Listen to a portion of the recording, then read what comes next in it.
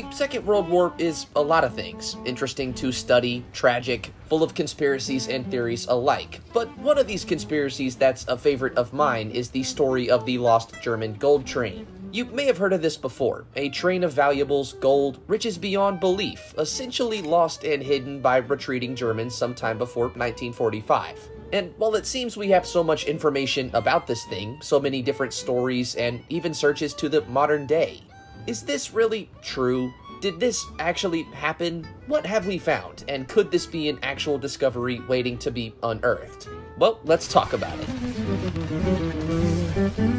What we know. For this segment, we start with another project, one we know a little bit more about.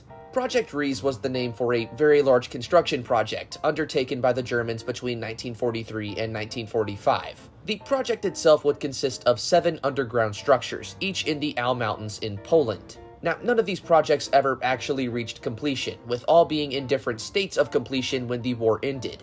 While we know the project itself was happening, hell, we even found remnants of some of these places, we don't really know much about the purpose due to lack of documentation. Some sources point to this eventually becoming a Führer headquarters, others to it being a headquarters for armament or arms industry. I mean, either way, we can look at similar locations to get a general idea of how it all was supposed to come together. Only a castle was adapted into an actual residence, or HQ, while the rest would have likely served as a network of underground factories. Networks of roads, narrow-gauge railways, bridges, and forced laborers besides POWs saw each of these projects through to however much of each got done.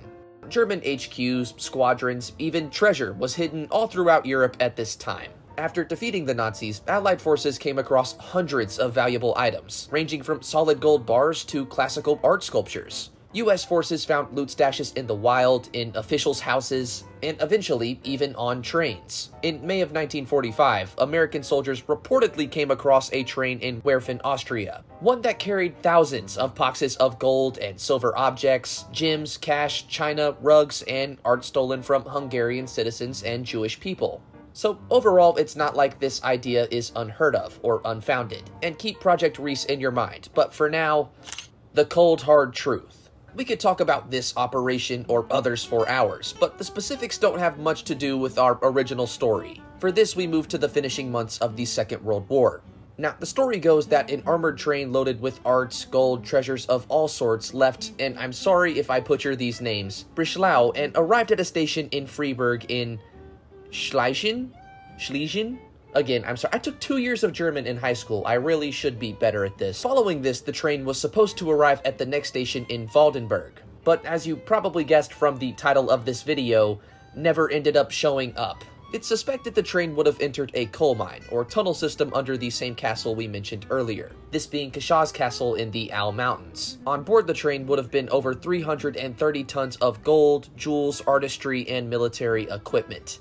Now, the story itself is very interesting, compelling even. I mean, that is until you ask historians about it all. This lost armored train has never been proven to exist. Not even records of the engine itself seem to be out there. Now, searches for this legend started as soon as 1947, and lasted pretty consistently up until 1989. Again, nothing of the lost German gold train was ever discovered. Now, we do know the Germans had several military or armored trains, as did most countries at this time, but again, official records do not exist of one making such a trip, let alone which engine or what engine it could have been. A pretty crucial piece of information that seemingly exists nowhere. But hey, again, we're talking about the mania of the end of World War II. Does it really sound too out there that some documentation just wouldn't exist for something like this happening? You can probably see why this speculation lasted, and lasted for a while, even up to 2015.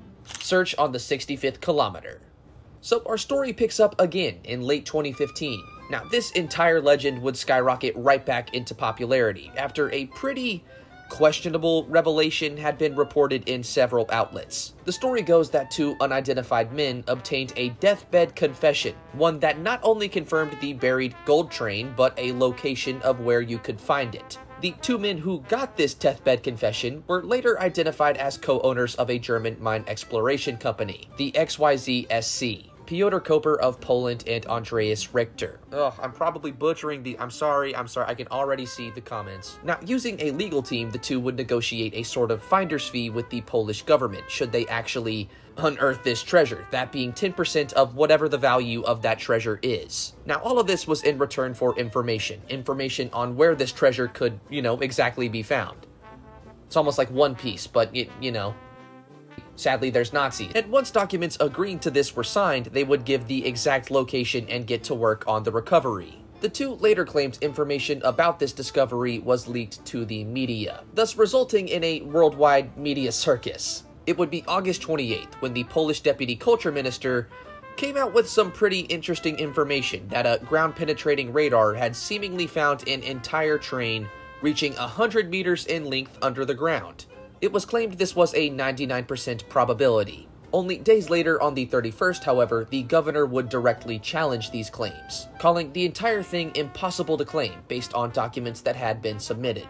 On September 4th, the two quote-unquote researchers went public for the first time, not only breaking their anonymity, but also explaining the precise location was given to the Polish government. They would also release the believed images of this train, or the area that contained such, explaining they believed it to be buried next to a 4-kilometer stretch of track on the Polish state railways, this being in the area of kilometer 65. Now, very quickly, Polish authorities would section this area off, and in late September, the Polish government would work to remove trees and search for booby traps potentially in the area. Leftover mines or explosives, stuff like that.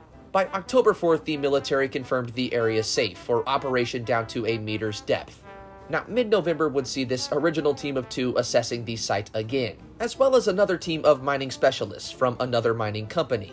By December 15th that same year, the second team announced what you probably already knew, that there was no train in that area the two claimed. While there may have been remnants of an old collapsed tunnel, no actual evidence of an engine or any other parts of a consist existed in it. The two would not falter though, and stood by their claims, prompting the leader of the second company to say, "It's human to make a mistake, but it's foolish to stand by it." So essentially, despite that outward expert opinion, I'm just going to call him Koper. At this point, he is Koper. Koper and Richter still secured permission to start digging in May of 2016 from the Polish state railways. On the 15th of August, a team of 64 people, including geologists, chemists, engineers, archaeologists, and a demolition specialist, just in case, started their efforts to find this lost train. The entire operation would cost upwards of $131,000, financed by private sponsorship or volunteers. 7 days of excruciating, back-breaking digging, 7 days of hope and expectation, all came to a halt when absolutely no track, tunnel, or train was ever found. Yeah, it turned out the camera had actually picked up what was natural ice formations. Now, as much as this stunk for the two and the team behind them, it did happen to have some benefits in the end. The most notable being town tourism, which saw an uprise of almost 45% once the news broke. The town mayor even debated naming a roundabout after Koper and Richter. This must have kept the ideas or egos of them both alive though, at the very least semi-hopeful, as it was December 2016 when the two declared intentions to dig another 20 meters, simply needing funding to do it. It was June 2017 when they finally did, and again got to work on such, and surprisingly this time actually had some promise. You see, this time, with the assistance of a geophysical company, the excavation team encountered 7 cavities, which at first were suspected to be railway tunnels. The find would make deep drilling necessary though, which, according to contractors, would cost a lot more money than they actually had at that time, for not only permits, but the actual excavation itself. The continued dig was scheduled for spring or summer of 2018, when more of these sponsors would be found, but sadly, none ever were. Adding insult to injury, in August of 2018, Richter completely left the excavation team, essentially leaving Koper pretty much alone.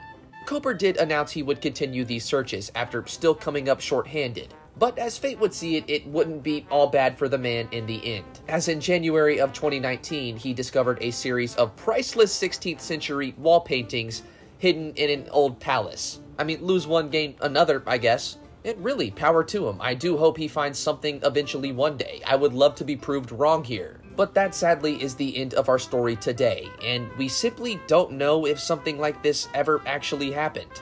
I do have to say I lean personally towards this all being nothing but rumors and legend. Sure, at a time as chaotic as the end of the Second World War, it makes total sense for an armored engine to move without documentation or secretively. Let's be honest, crazier things have and did happen, but I also feel like by now we just know more or something.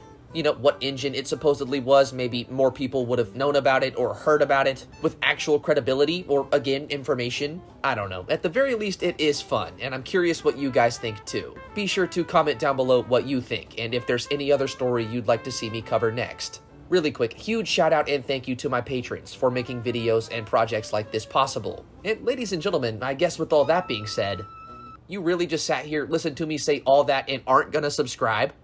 Really, just think about that. That's just, you're stuck with me now. Either subscribe, donate, or get the fuck out.